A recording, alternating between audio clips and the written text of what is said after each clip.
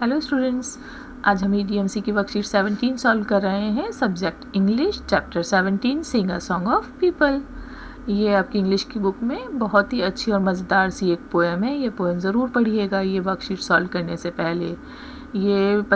इस पोएम में बताया गया है कि आजकल शहरों में इतनी भीड़ भाड़ रहती है और हर कोई एक इंसान यानी जल्दी में रहता है। हर एक किसी को किसी न किसी काम की जल्दी रहती है। ठीक है, तो ये पोएम ज़रूर पढ़िएगा आप लोग, फिर बाद में ये वर्कशीट सॉल्व करिएगा। इस पोएम के बाद में लास्ट में एक्सरसाइजेज जहाँ दी हुई हैं वहाँ 2 पोएम्स और दी हुई हैं उसी बुक में, द विलेज चाइल्ड यानी गांव का बच्चा और द सिटी चाइल्ड यानी शहर का बच्चा। तो यहाँ पर सिर्फ एक ही पोएम इन्होंने दी है, द सिटी चाइल्ड। अगर आपको दूसरी पोएम पढ़नी है तो वो भी आप अपनी बुक की एक्सरसाइज में पढ़ सकते हैं, द विलेज चाइल्ड। ओके, वो भी बहुत अच्छी पोएम है, छोटी सी। अब हम यहाँ पढ़ते हैं द सिटी चाइल्ड यानी शहर का बच्चा। I live in a city in a street. It is crowded with traffic and feet. There are buses and motors and trams. I wish there were meadows and lambs. The houses all wait in a row. There is smoke everywhere that I go. I don't like the noises I hear. I wish there were woods very near. यानी शहर का बच्चा क्या सोचता है, क्या wish करता है, ये सब कुछ बात बताई गई है इसमें कि मैं एक शहर में एक गली में रहता हूँ। यहाँ बहुत ही ज़्यादा ट्रैफिक और लोगों की भीड़ रहती है। यहाँ पर हर तरफ बसेस, गाड़ियाँ और ट्रैम्स चलती हुई दिखती हैं। और मेरी विश है कि काश के यहाँ पर घास के मैदान होते, कुछ मेमने नज़र आते इधर से उधर जाते हुए, और यहाँ घर की लाइंस नज़र आती हैं। एक ही लाइन में घर बने हुए हैं ढेर सारे, एक ही स्ट्रीट में, हर तरफ धुआं ही धुआं दिखता है। और मैं यहाँ का शोर भी बिल्कुल पसंद नहीं करता हूँ। मेरी विश है कि काश यहाँ पर कोई आसपास में जंगल होता। तो ये एक शहर में रहने वाले बच्चे की मन की बात बताई गई है। ठीक है, अब इसकी बेस पर क्वेश्चन के आंसर बताइए। Answer the following questions. Number 1, where does the child live? बच्चा कहाँ रहता है? The child lives in a city. बच्चा एक शहर में रहता है। Question number 2, which vehicles run on the road where the child lives? जहाँ बच्चा रहता है वहाँ पर कौन से व्हीकल रोड पर दौड़ते हैं? Buses, motors and trams run on the road where the child lives. बच्चा जहाँ रहता है वहाँ पर मोटर गाड़ियाँ, ट्रैम्स और बसेस चलती हैं रोड पर। ठीक है, ट्रैम्स भी बच्चों एक तरह की इलेक्ट्रिक बस होती है जो एक ख़ास तरह की सड़कों पर पटरी बनाई जाती है, उस पर चलती है। Number 3, find out the opposite of the following words from the poem. Poem में से ढूंढकर इन वर्ड्स के अपोजिट बताने हैं। नोवेयर, इसका अपोजिट हमने पोएम से ढूंढा एवरीवेयर। एंड फार, इसका अपोजिट है near. Number 4 question, write the things that the child does not like about the place where she lives. वो बच्चा जहाँ भी रहता है या रहती है वहाँ के बारे में उसको जो भी कुछ पसंद नहीं है वो बताइए। The child does not like traffic, crowd, noise and smoke in the place where she lives. यानी वो बच्चा जहाँ रहता है उसको वहाँ का ट्रैफिक, भीड़, शोर और धुआं बिल्कुल पसंद नहीं है। Let's see next question. Question number 2, write the difference between life in a city and life in a village. जैसे मैंने आपको बताया कि आपकी बुक में 2 पोएम्स दी हुई हैं, तो उन्हीं की बेस पर आपसे पूछा गया है कि यहाँ पर बताइए कि life in a city and life in a village में क्या डिफरेंस है। ओके, बेसिस यानी किन बेसिस पे डिफरेंस बताना है। Life in a city, life in a village, शहर की लाइफ और गाँव की लाइफ में क्या क्या डिफरेंस होते हैं। नंबर 1 है मोड्स ऑफ ट्रांसपोर्ट, यातायात के साधनों में क्या डिफरेंस देखने को मिलता है।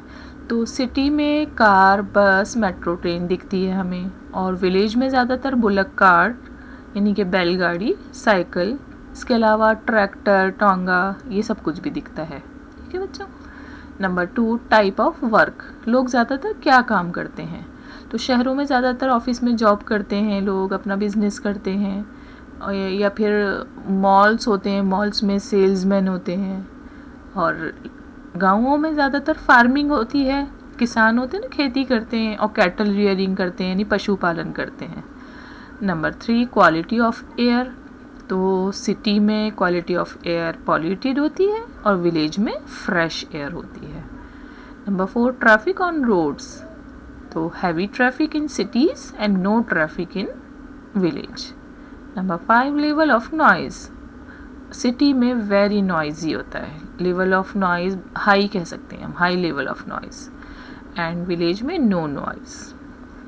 नंबर 6 टाइप ऑफ हाउसेस, घर किस तरह के होते हैं सिटी में, शहरों में मल्टी स्टोरी बिल्डिंग होती है और गांव में हट्स और सिंगल स्टोरी हाउसेस होते हैं। Okay, number 3 question, observe the area where you live, जहाँ आप रहते हो वहाँ आसपास का एरिया ऑब्जर्व करो, ध्यान से देखो। Right 2 reasons for liking and disliking your area, तो अपने एरिया को आप क्यों, क्या आपके एरिया में आपको क्या पसंद है 2 बातें लिखो, और क्या नापसंद है वो भी 2 बातें बताओ। तो नंबर 1 है 2 reasons of liking my area, यानी पसंद की 2 बातें आपके एरिया की।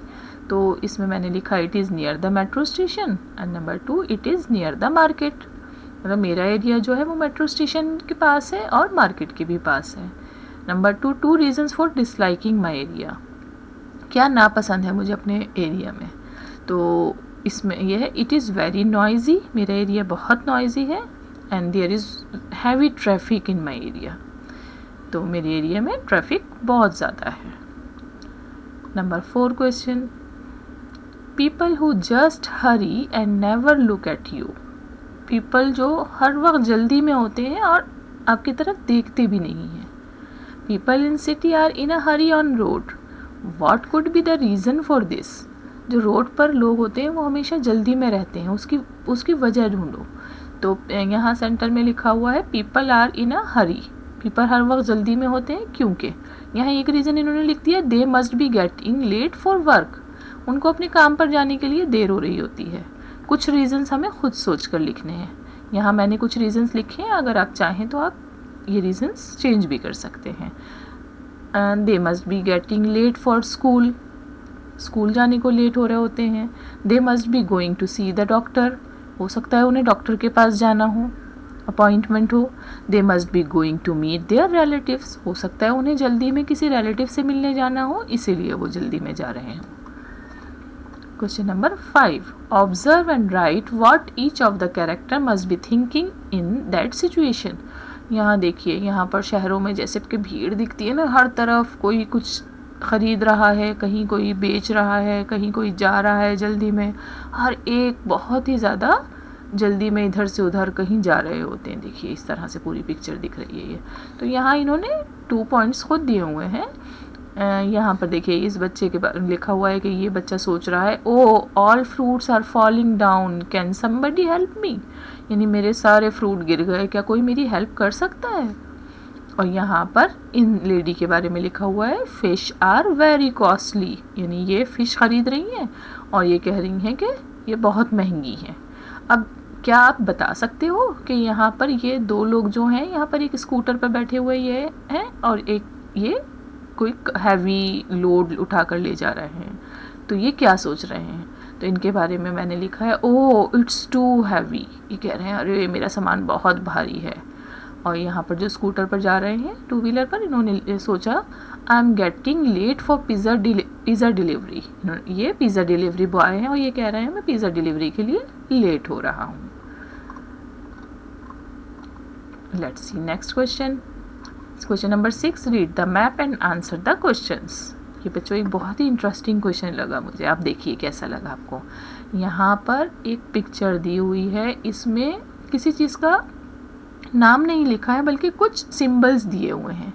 तो इन सिंबल्स का मतलब क्या है वो यहाँ पर दिए हुआ है, ठीक है।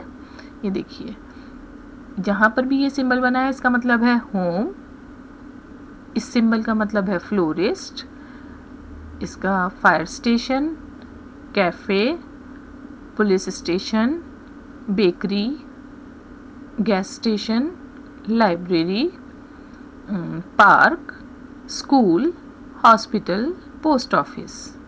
ओके, एंड ये है 50 yards।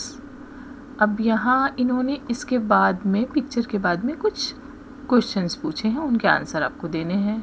Number 1, how many houses are there in the map. आपको काउंट करने हैं कितने हाउसेज हैं। तो मैंने आपको बताया अभी कि ये वाला जो सिंबल है ये हाउस का है, तो ये यहाँ से काउंट करके लिखने हैं हमें। 1 2 3 4 5 6 7 8 9 10 11 12 13 14 15 16 17 18। तो there are 18 houses in the map. ठीक है, तो answer is 18 houses. Which places are near the hospital. तो हॉस्पिटल कहाँ है, ये देखिए, ये रहा हॉस्पिटल। तो हॉस्पिटल के पास दो चीज़ें दिख रही हैं, और इस सिंबल का मतलब लिस्ट में है पार्क, ये रहा, और इसका मतलब है पोस्ट ऑफिस। तो हॉस्पिटल के पास दो चीज़ें हैं, park and post office. What is shown by the flower symbol. Flower symbol से मैंने आपको बताया फ्लोरिस्ट, यानी फूल बेचने वाला दिखाया गया है। From the library which direction do you walk to get to the fire station. Library से फायर स्टेशन की तरफ जाने के लिए आपको कौन सी डायरेक्शन जानी पड़ेगी। देखिए, ये लाइब्रेरी का सिंबल है, ये फायर स्टेशन है, तो यहाँ से ऊपर की साइड जाना पड़ेगा। इन्होंने यहाँ दिया हुआ है, ये यहाँ नॉर्थ है, यहाँ साउथ, ईस्ट, वेस्ट। तो लाइब्रेरी से ऊपर की तरफ जाना मतलब नॉर्थ की तरफ, नॉर्थ डायरेक्शन की तरफ। Okay. What is the left side of the gas station. Gas station की लेफ्ट साइड पर क्या है। अब यहाँ पर आप ढूंढिए, ये रहा गैस स्टेशन, इसके लेफ्ट साइड पर यहाँ एक बर्गर का सिंबल बना हुआ है, और यहाँ देखिए बर्गर का मतलब है कैफ़े। तो क्या है इसकी लेफ्ट साइड पर, cafe. Question number 6, which place are near to your home. आपके घर के आसपास क्या क्या चीज़ें हैं। तो बच्चों, मेरे घर के पास जो चीज़ें हैं मैंने लिख दी, आप अगर चाहें तो इसको चेंज भी कर सकते हैं। मेरे घर के पास में एक मेट्रो स्टेशन है, स्कूल है, और ATM है। ओके स्टूडेंट्स, मुझे उम्मीद है ये बहुत सिंपल सी वर्कशीट है, ये आपको अच्छी लगी होगी, आपको समझ आई होगी। ये वर्कशीट सॉल्व करिए, और नेक्स्ट वर्कशीट में जल्दी ही डालूंगी। Okay, thank you, have a nice day.